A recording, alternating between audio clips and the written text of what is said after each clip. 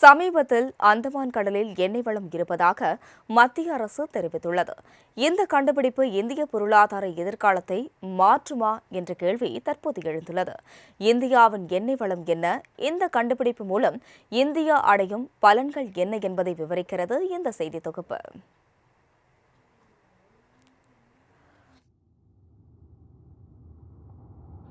சீனா, அமெரிக்காவுக்கு அடுத்து இந்தியா உலகளவில் 3வது பெரிய ஆற்றல் நுகர்வு நாடாகும்.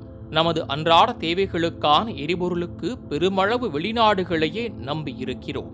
இந்தியா தனக்கு தேவையான கச்சா எண்ணெயில் 88.5 விழுக்காடு மற்றும் வீடுகளுக்கு வழங்கப்படும் சமையல் கேஸ், வாகனங்களுக்கான சிஎன்ஜி மற்றும் தொழிற்சாலைகளுக்கு தேவைப்படும் எரிவாயுவில் சுமார் 50 விழுக்காடு வெளிநாடுகளில் இருந்தே வாங்கப்படுகிறது. இதற்காக இந்தியா ஆண்டுதோறும் இந்திய மதிப்பில் சுமார் 12 லட்சம் கோடி ரூபாய் அந்நிய செலாவணியை வெளிநாடுகளுக்கு கொட்டி கொடுத்து வருகிறது. இந்த சூழ்நிலையில் மத்திய அரசின் தேசிய ஆழ்கடல் ஆய்வு திட்டமான சமுத்திரமந்தன் திட்டத்தின் கீழ் அந்தமான் கடற்பகுதியில் மிகப்பெரிய இயற்கை எரிவாயு வளம் கண்டுபிடிக்கப்பட்டுள்ளது. பொதுத்துறை நிறுவனமான ஆயில் இந்தியா அங்குள்ள ஸ்ரீ விஜயாபுரம் 3 என்கிற கிணற்றில் துளையிட்டு இந்த வரலாற்று சாதனையை நிகழ்த்தியுள்ளது.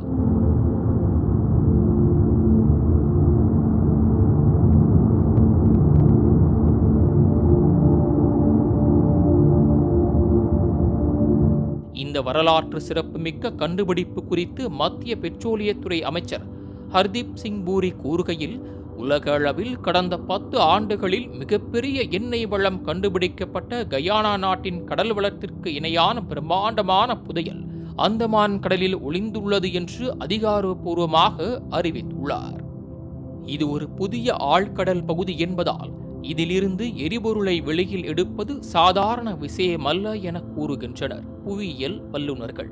மேலும் இதில் 2 முக்கிய சவால்கள் உள்ளதாகவும் தகவல் தெரிவிக்கின்றனர். முதலாவதாக, அந்தமான் கடல் பகுதி அடிக்கடி மற்றும் கடுமையான அதிவேக கடல் நீரோட்டங்களை சந்திக்கும் ஒரு பகுதியாகும். இதனால் கடலில் நிலையான மிதக்கும் தளங்களை அமைப்பது பெரிய சவால் என்றே கூறலாம். இரண்டாவதாக, மிக ஆழ்கடலில் நிலவும் கடும் அழுத்தத்தை தாங்கி கடலடி பாறைகளை துளைக்கும் அதி ஆழ்கடல் துளையிடல் தொழில்நுட்பம் இந்திய நிறுவனங்களிடம் தற்போது முழுமையாக இல்லை என்பதே நிதர்சனமான உண்மை. இந்த சவால்களை சமாளிக்க இந்திய அரசு இந்த திட்டத்தில் 100 விழுக்காடு நேரடி அந்நிய முதலீட்டுக்கு அனுமதி அளித்துள்ளது.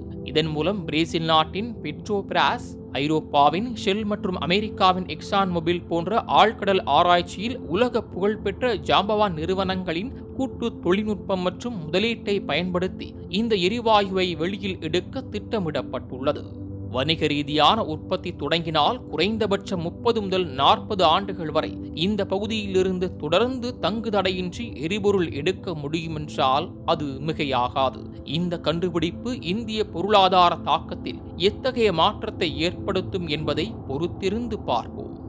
மாலை முரசு செய்திகள் தொலைக்காட்சிக்காக பொன்ராஜ் கண்ணன்.